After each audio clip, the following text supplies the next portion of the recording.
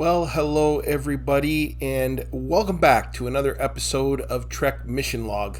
My name is Jason Gilbert, and I want to begin today by saying thank you. I appreciate all the support. We got a whole pile of new subscribers since last week, and I have been spending the week enjoying all of your comments. You know, Star Trek means so many things to so many people, and I love reading not only your thoughts about the episodes, but also how Star Trek has made an impact on you, and I've just found it all very, very cool. Now, if you're new here today, I want to welcome you. We're going through every Star Trek adventure, including animated series and motion pictures as well. And what I do is I offer an analysis, a synopsis, and a review. So I ask, if you enjoy this content, would you go ahead and please hit that subscribe button? We are almost at 230 subscribers, so the channel's growing. And I have said that when we reach 250 subscribers, we're going to do a giveaway. So as we get closer to that mark, I will fill you in on what the giveaway is going to be. So stay tuned for that. Also, you can check us out on Instagram at Trek Mission Log, and we can interact with each other there. Now, today, we're going to be taking a close look at the original series, Season 2, Episode 7, titled Catspaw. It aired October the 27th, 1967. It was written by Robert Bloch, directed by Joseph Pevney, and produced by Gene L. Kuhn. This should be interesting as it was touted as a Halloween special. Fascinating. As always, before we dive in, I have a piece of information regarding this episode for you, so give it a read, and then we'll come back and check this episode out.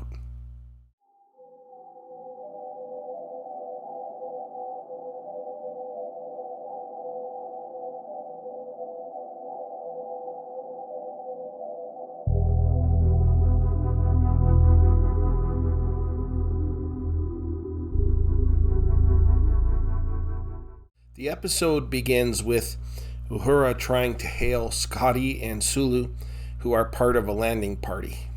Kirk is bothered that they have not followed up with them and that they had not followed up landing party procedure. Just then, crewman Jackson, part of the landing party, calls in and says 1 to beam up. Puzzled, Kirk asks where Scott and Sulu are, and ignoring the captain, Jackson said, "Ready to beam up." And then he stops responding. So Kirk orders him beamed up and tells Uhura to have McCoy meet them in the transporter room. As Jackson materializes, he collapses and is dead. Curious, as he is wearing a gold shirt. McCoy pronounces him dead. Suddenly we hear a voice, "Captain Kirk, can you hear me?" The voice appears to be coming from the dead man. It continues, "There's a curse on your ship. Leave this place or you will all die." We then fade into the title sequence. Now, when we come back, we hear a captain's log. Jackson is dead. Scotty and Sulu are still unaccounted for. And so Kirk, Spock, and McCoy beam down to discover what has happened. They are amazed that there is fog, considering there are no clouds in the sky or bodies of water present. They beam to the exact location where Jackson beamed up from, and they tread carefully as they begin to search the area. Spock picks up some life form readings on his tricorder. They check in with the ship to see what they are reading. Chekhov is not picking up any life forms. Suddenly, Uhura lost them on the communicator. As the landing party resume their search, they begin hearing strange noises. It almost sounds ghastly. And then, right in front of them, they see this. 3 witches. And they keep repeating Kirk's name, and they tell him to remember the curse. Now, the rest of the wording was hard for me to make out, But one of them said, "Prepare to meet your end." Then they all started laughing. Kirk asked Spock for a comment, and his first response was, "Very bad poetry." But what they just saw was not real. They're still picking up life forms, and they head that way. As they head toward where the life forms are, a violent gust of wind crops up out of nowhere and stops them dead in their tracks, and in fact blows them back several feet. McCoy then notices something. He tells the captain, and what they see is this. It resembles a haunted castle. And Spock said that this is the source of the life form readings. They are inside the castle somewhere. The ship's sensors never picked up this building, nor any life form readings for that matter. Kirk believes that there is a force field blocking their sensors and communicators. So they decide to move in closer to the castle to investigate. As they enter the castle, they come across a black cat hissing at them. And then the cat runs off. Now, Kirk should have just vaporized it right there. I mean, that's what I would have done. However, Kirk said that if it weren't for the missing crew and one dead crew member, he would conclude that somebody was playing an elaborate trick or treat on them. Those were his words. Now, on the ship, Chekhov lost track of the landing party once they entered the building. DeSalle, who was left in command, believes that a magnetic field is blocking their sensors, and so he orders Chekhov to recalibrate them. We see the black cat again running ahead of the landing party, and then suddenly the floor below them opens up and they fall through. They are unconscious on the floor below. The next time we see them, they are still unconscious, but they are in chains. When McCoy wakes up and looks around, he notices that he is next to a skeleton. Bones next to bones. The three of them begin speaking about how the dungeons, the Iron Maidens, the witches, the curses, etc. are from Earth, like a human nightmare, ghost stories, things that scare humans the most. A door opens, and Scotty and Sulu walk through. Kirk is happy to see them, but something is wrong. They have blank stares on their faces, and they are not responding or interacting in any way. McCoy said that they appear to be drugged. Kirk tried to elicit a response. He asked Sulu if he knew who he was. Sulu, unable to speak, slowly nodded, and he's holding the key to unlock their shackles. Sulu releases them one by one, and Kirk looks suspicious. Scotty is holding a phaser, and he uses it to order them to get moving. Kirk tries to subdue Scotty, and suddenly their surroundings have transformed, and when they become aware of their surroundings, they see this guy. Kirk approaches him and commented on his skill of illusion and wants to know what he did with his men. The man says that it amazes him how they question everything. It's not enough to accept what is. He calls Kirk by name, said they know who they all are, and then we see the cat again. Kirk asked who he was and why they were brought here. He identifies himself as Korob. Spock said that other ships have never identified life here, and Korob said that is not important. He and the cat can communicate with each other, and the cat told him that he was being rude, and so he offers refreshment to the crew. He said that they will find that he can be hospitable. And with a glowing wand, he makes a feast appear on the table. He insists that they sit and eat. Kirk told him that they will be uncooperative unless he explains himself. Korob said he will hopefully change their attitude, and with the wave of his wand, the food disappears and precious jewels take their place before them. He offered them riches if they would leave without question. Kirk said those jewels mean nothing to him, and Korab appears confused. He said, I don't understand. When I read, and Kirk cut him off and said that whatever he's reading is wrong and that they would leave when they are ready.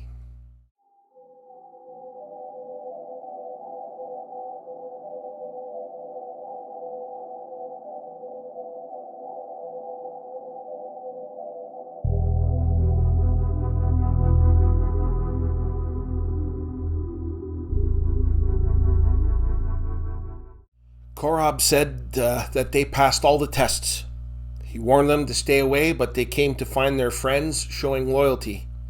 He tested them with fear, but they remain unafraid. He tempted them with riches, but they cannot be bribed. The cat meowed, and Korab told the cat to go at once, and the cat left. A few seconds later, a woman appears at the door, and Captain Kirk rises to attention.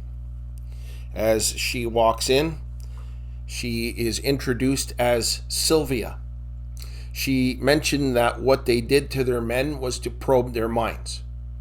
McCoy then notices something. She is wearing a necklace that matches the collar that was worn by the cat. Kirk then takes Scotty's phaser, pushes him out of the way, and he points the phaser at them and demands that they return their equipment to them and that he wants answers. She then holds up a miniature replica of the Enterprise.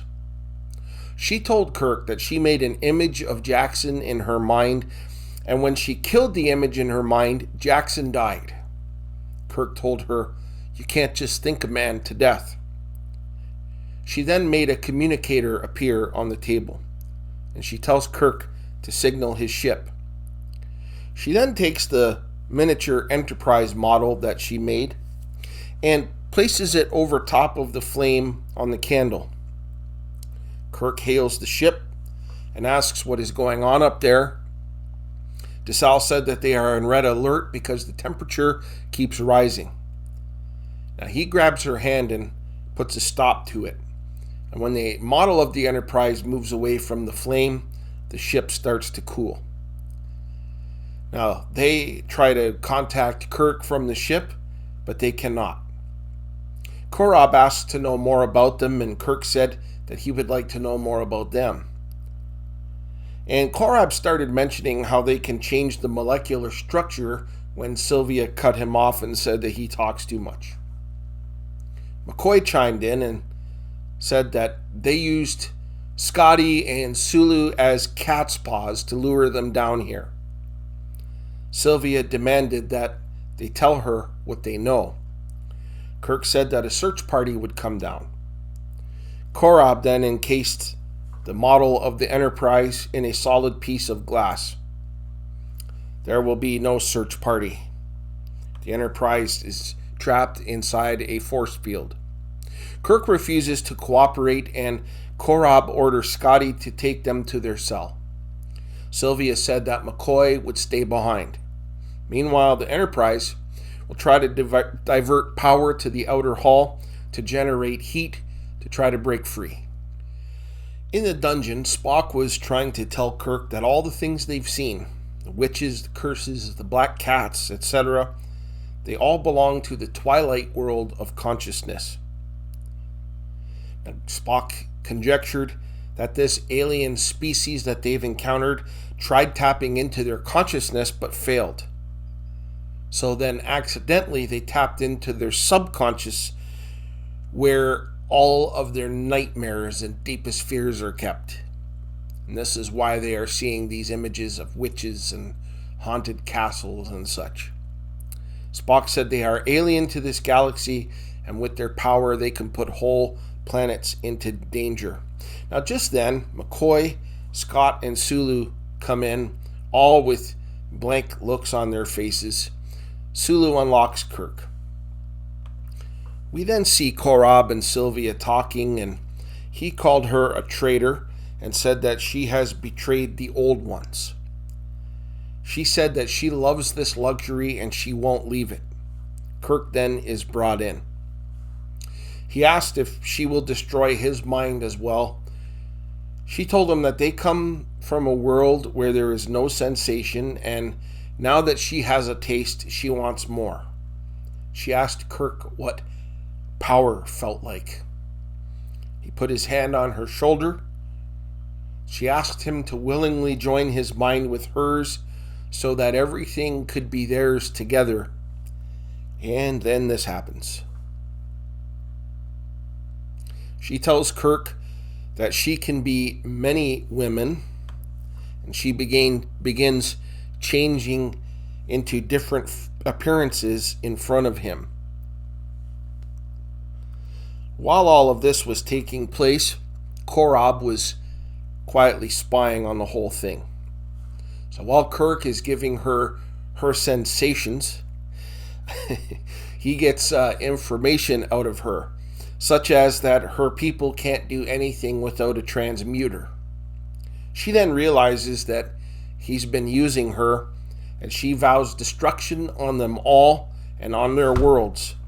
Scotty and Sulu take Kirk back to the dungeon.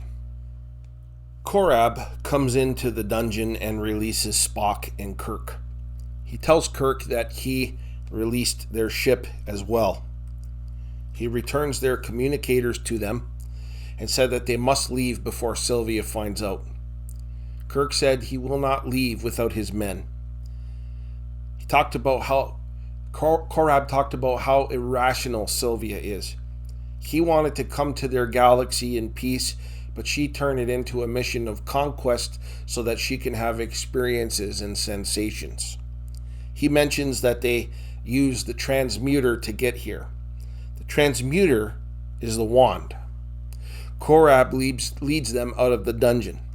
We then hear a growling cat, and we see its shadow. Kirk asked, "Why a cat?" As a question that I myself have asked many times. Spock said that throughout history, cats have been the most ruthless animals. Korob thinks that he can stop her. He leads them to the place where they fell through the floor, but the cat is hunting them. And it is here where we see that the cat is actually now a giant cat, and the cat broke down the door and crushed Korob. Kirk tries to help him, but Korob dies. Kirk takes the transmuter.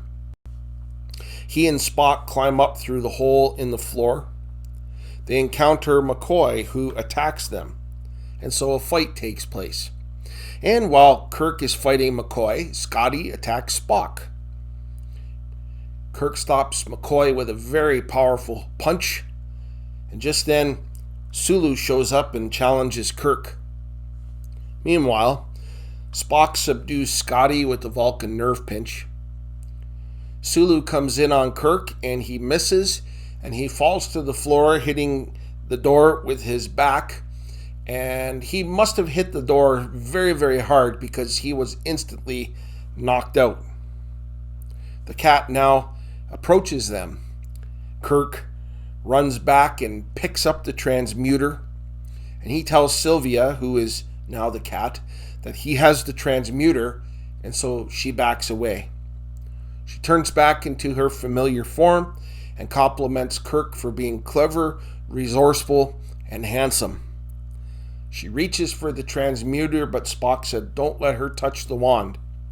Suddenly, she and Kirk disappear. They reappear in the banquet room. She pulls a phaser on Kirk and demands that he give her the transmuter. He smashes it, and there is a huge explosion. Suddenly, Kirk is at the transporter location where they beamed down to the planet. Spock and the others join him.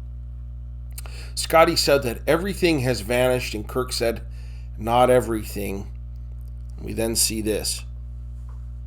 This is Korob and Sylvia as they really are. And in front of them, they both died. They beam up to the Enterprise, and the ship sails away on to its next mission.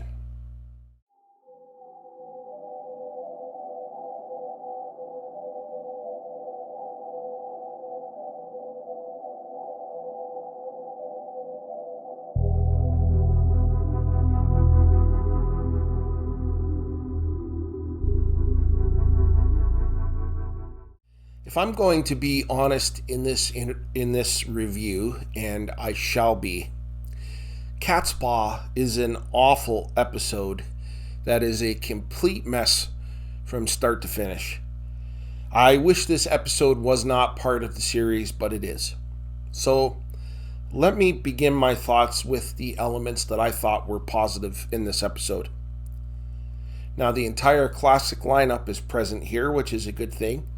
Although Scotty has only one line and Sulu has none. They were there. Chekhov is there also with his horrible wig. This episode was actually filmed earlier, but they put it off so that it would coincide closer to Halloween, which was a terrible, stupid mistake in my opinion. The opening segment I felt was good. It had a good element of mystery to it. We knew that something curious was going to happen when a crew member wearing a gold shirt died. The set on the planet was very cool. The fog was a great effect. The castle was very, very cool to look at. In searching for kind things to say about this episode, I will say that I think the concept was a good one. A completely alien species with the incredible power of illusion that wreaks havoc in this galaxy was a good idea. But the way they went about writing around that idea is where this episode went wrong. They tried to make this episode scary and center it around Halloween. When they beam down to the planet, they see an illusion of 3 witches. It was very cheesy. Their voices were way over-processed, and I had a very hard time articulating what they were saying. I do suffer from tinnitus, and so that didn't help me at all in trying to listen to what they were saying. They sounded terrible, and they looked stupid. Strike 1. When they entered the castle, they were greeted by a black cat hissing at them, and Kirk looked genuinely scared. But I think the idea was that this was pulled out of human superstition, the idea of crossing a black cat giving you bad luck. The producers did their best to make the cat look menacing, but I felt that they failed at it. Definitely later in the episode, when the cat was gigantic, it looked even more stupid. Strike 2. When they finally met Korab and Sylvia, their attire was very silly. I think Korab was supposed to look like a wizard of some sort, and Sylvia an enchantress. They looked like they could have been characters on the Batman series with Adam West. It was very, very hard to take them seriously. Strike 3. Now, after strike 3, you're out. However, there are even more strikes coming. Some credence was given to the transmuter in this episode, and so we had a little build up to that. And then we find out that the transmuter is a magic wand. It could have been a mega computer or something along those lines, but it wasn't. It was a magic wand. So strike 4. When Kirk beamed down to the planet, he left the con to DeSalle. Now, I think we saw DeSalle in one other episode, if I'm not mistaken. And I don't know about you, but it did not sit easy with me that Kirk handed command of the ship to an unknown. I think that it would have been better had DeSalle been down on the planet with Sulu, and that Scotty be left in charge. And that one act by itself would have made this episode better. Strike 5. I also felt that this episode jumped all over the place. The dialogue in many spots was a hodgepodge of mumbo-jumbo. Strike 6. And then finally, we get to see Korab and Sylvia in their real form. 2 little blue puppets that maybe you would see on a children's TV show. Strike 7. The title Catspaw, it was referenced in the episode by McCoy, and I looked it up online. It comes from a fable where a monkey used a cat's paw to pull chestnuts from a fire. I guess cat's paws have more uses than scratching your furniture. And McCoy said that they were using Scotty and Sulu as cat's paws to draw them here. Not only put that out there for interest's sake, in case you were curious about the title. All in all, this is a ridiculous episode of the original series. If you missed watching this episode, you are not missing much. I give Catspaw 1 out of 5 Starfleet insignias for awesomeness.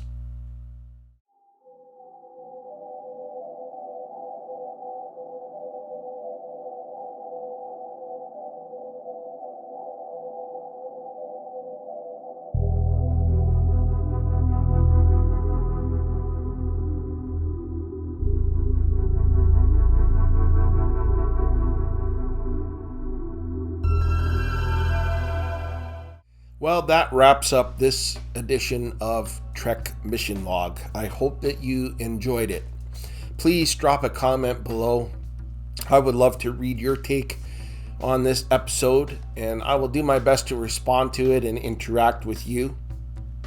As I mentioned at the beginning of this episode today, we're getting closer to the 250 subscriber mark, so stay tuned.